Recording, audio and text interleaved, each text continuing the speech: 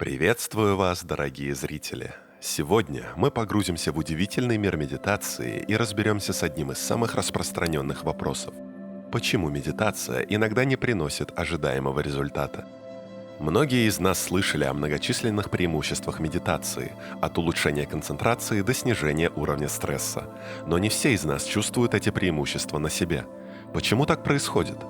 В этом видео мы попробуем разобраться в этом вопросе и дать вам понимание, как сделать вашу практику медитации более эффективной. Если вы новичок на нашем канале и интересуетесь темой самосовершенствования и духовного развития, обязательно подпишитесь и нажмите на колокольчик, чтобы не пропустить новые ролики. А если вам понравится это видео, не забудьте поставить лайк. Это поможет нам понять, что вы цените наш контент. Медитация – это не просто модное явление последних десятилетий. Ее корни уходят в глубокую древность, и понимание этой техники менялось многократно на протяжении веков. Давайте вместе отправимся в короткое путешествие по истории медитации, чтобы лучше понять ее суть и значение. В древних восточных культурах, таких как Индия и Китай, медитация была неотъемлемой частью духовной практики. Монахи и мудрецы использовали ее для достижения просветления и гармонии с окружающим миром. Они верили, что медитация помогает очистить ум от лишних мыслей и соединиться с высшим «Я». С течением времени медитация стала популярной и в западных странах, однако здесь она часто рассматривалась не только как духовная практика, но и как метод релаксации и снижения стресса. Современные исследования подтверждают многие из ее благоприятных эффектов на психику и физиологию человека. Но как бы то ни было, важно понимать, что медитация – это не статичная практика, она постоянно эволюционирует, адаптируясь к культурным и социальным изменениям. И чтобы правильно понять ее и получить максимальную пользу, стоит учитывать эту историческую перспективу. Распространенные мифы о медитации. Как и многие практики, окружающие нас, медитация не обошла стороной множество мифов и заблуждений. Давайте рассмотрим 3 самых распространенных из них, чтобы развеять их и понять, что же на самом деле стоит за этой древней практикой. Миф номер 1. Медитация требует полного отсутствия мыслей. Этот миф, возможно, является одним из самых устойчивых и распространенных в представлениях о медитации. Многие новички, пытаясь медитировать, сталкиваются с потоком своих мыслей и, не сумев их отключить, решают, что медитация не для них или что они делают что-то не так. Давайте разберемся, откуда взялось это заблуждение. Возможно, оно происходит от изображений монахов или йогов в глубокой медитации, кажущихся абсолютно отрешенными от внешнего мира. Однако даже у опытных практиков в голове не прекращается поток мыслей. Разница лишь в том, как они к ним относятся. Суть медитации не в том, чтобы выключить свой ум или остановить мысли. Наоборот, медитация учит нас замечать свои мысли, осознавать их и не позволять им управлять нами. Когда мы медитируем, мы учимся быть наблюдателями своего ума, не вовлекаясь в каждую проходящую мысль и не судя о ней. Таким образом, если во время вашей медитации вы замечаете, что ваш ум блуждает, это не значит, что вы делаете что-то не так. Это просто часть процесса. Главное – осознавать это и мягко возвращать свое внимание к выбранному объекту медитации, будь то дыхание, мантра или что-то другое. Поэтому, если вы когда-либо чувствовали, что не умеете медитировать из-за непрекращающегося потока мыслей, помните, медитация – это не о борьбе с умом, а о его понимании и принятии. Миф номер 2. Для медитации нужно много времени. Этот миф может стать настоящим барьером для тех, кто живет в современном мире с его бесконечными заботами, задачами и постоянной суетой. Многие из нас чувствуют, что у них и так мало времени на отдых и увлечения, не говоря уже о выделении часа или даже 1,5 на медитацию каждый день. Давайте разберемся, насколько основательны эти опасения. Во-первых, медитация не обязательно должна быть длительной. Да, в некоторых традициях рекомендуют медитировать долгое время, но для большинства людей даже несколько минут внимательности и осознанности в день могут принести ощутимую пользу. Во-вторых, медитация – это не только формальная практика, когда вы сидите в тишине с закрытыми глазами. Медитативное состояние можно практиковать в любое время, пока вы идете на работу, готовите ужин или выполняете рутинные задачи. Главное – это присутствие в моменте и осознанное отношение к текущему опыту. Таким образом, не стоит откладывать медитацию из-за ощущения нехватки времени. Начните с малого. Даже 5 минут в день могут стать хорошим началом. С течением времени, когда вы почувствуете пользу от практики, возможно, захотите уделять ей больше времени. Но главное – это регулярность и искренность в вашем подходе, а не длительность сессий. Миф номер 3.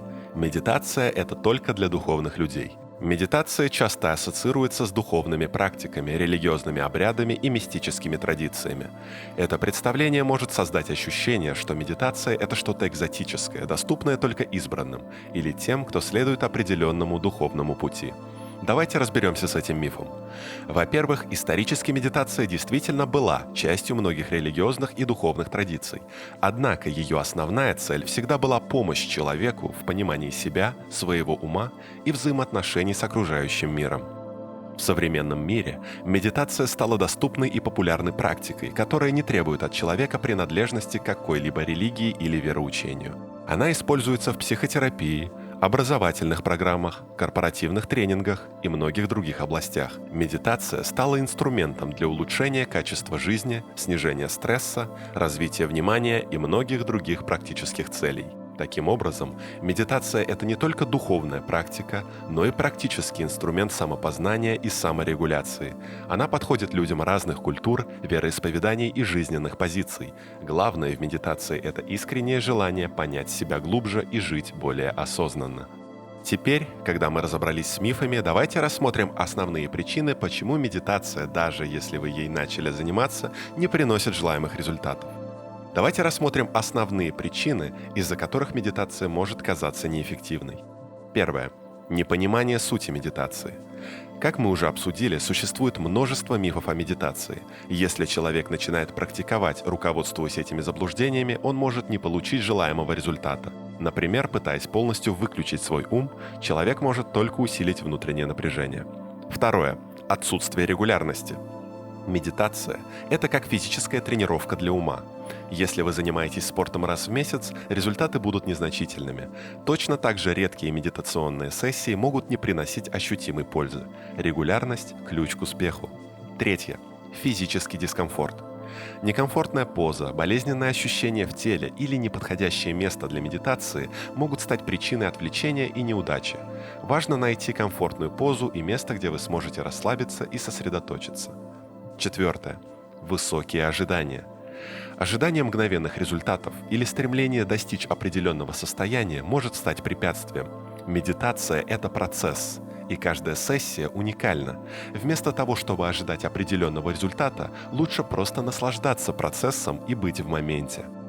Пятое. Отсутствие правильного наставления. Без правильного руководства или обучения новички могут чувствовать себя потерянными и не понимать, что делать.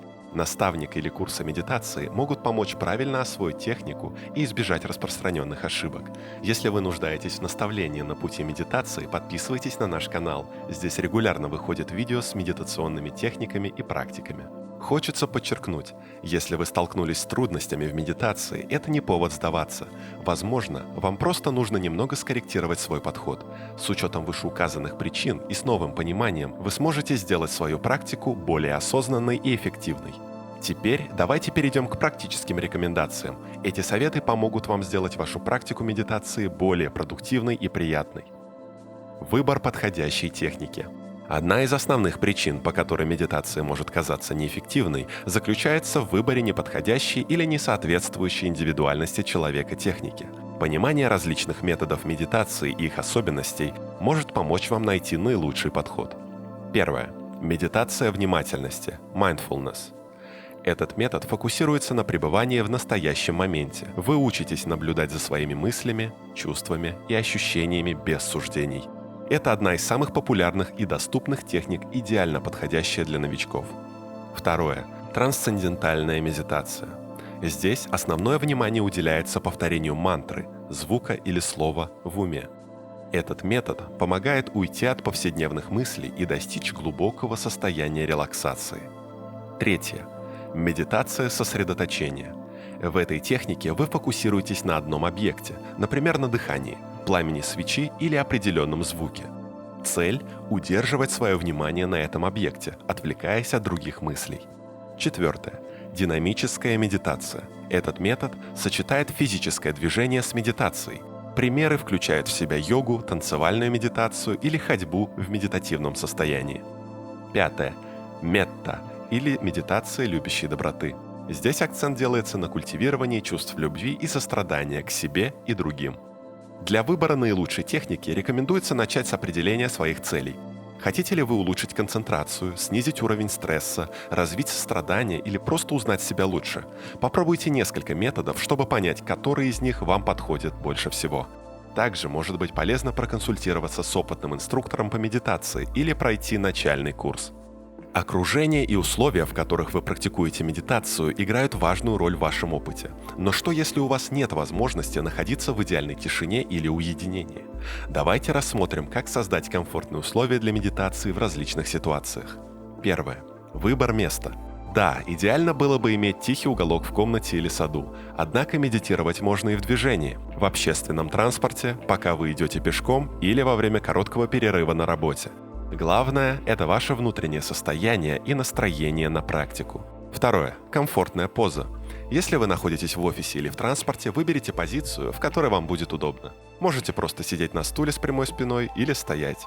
Главное – чувствовать себя комфортно, расслабленно и пытаться сохранить осознанность. Третье. Атмосфера.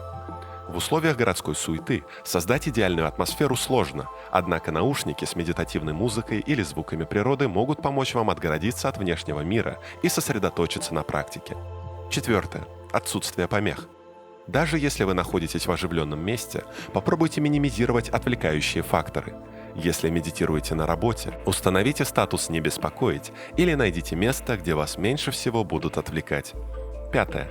Медитация на ходу. Если вы медитируете во время ходьбы, сосредоточьтесь на ощущениях ваших ног, дыхании или окружающих звуках.